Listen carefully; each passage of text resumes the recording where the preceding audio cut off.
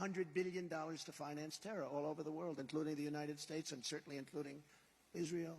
As president, I withdrew from the anti-American, anti-Israel, anti-Semitic UN Human Rights Council. Withdrew. And while others talk about stopping funding for Hamas and the Palestinian Authority, I actually did it. I stopped. I said, wait a minute, you just said death to America, didn't you? You said death. Remember they came into Washington to meet me. They went back. I thought it was a nice meeting, to be honest. They were very nice.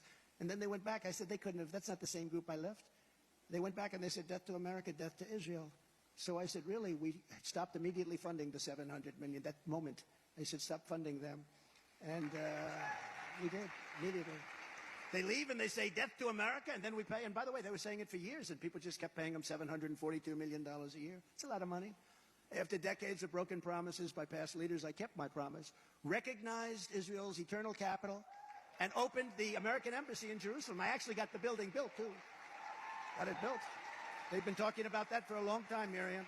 That's what you and that great man, that's what you wanted, right? And we got it built.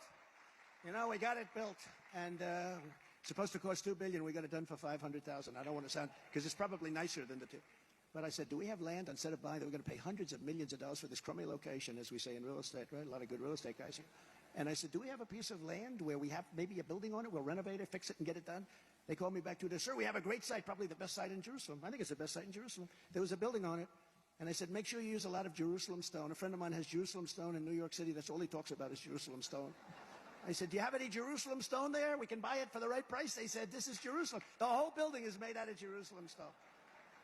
And it's a beautiful building. I got it opened in 4 months for $500,000. They said, we can do it, sir, for $400,000. It's the first time I've ever said this in my life. I said, $400,000? That sounds too cheap. Make it more expensive. But actually, because they said, you know, I was supposed to sign I was signing papers for $2 billion. This is nicer than the $2 billion version that probably never would have gotten built, by the way. You're open in 4 months, and it's been incredible. And remember, they said, oh, if you do that, it's going to be bloodshed all over the world. There was no bloodshed.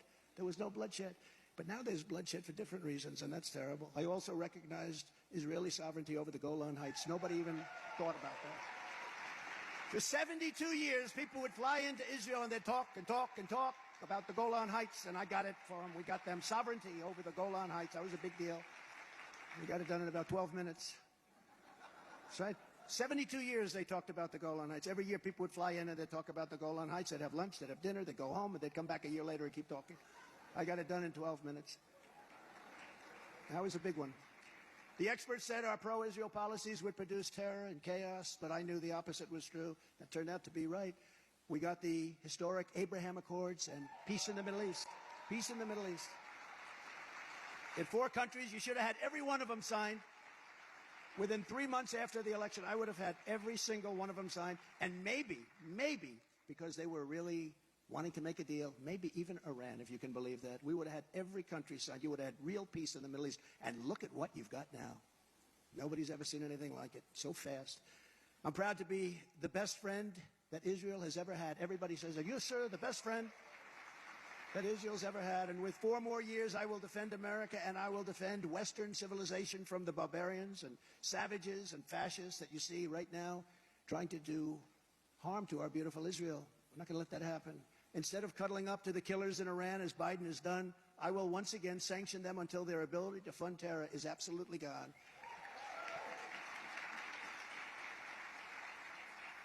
And I will unleash the most powerful economic weapon there is on earth. Drill, baby, drill. Do you know what that means? Do you know what that means?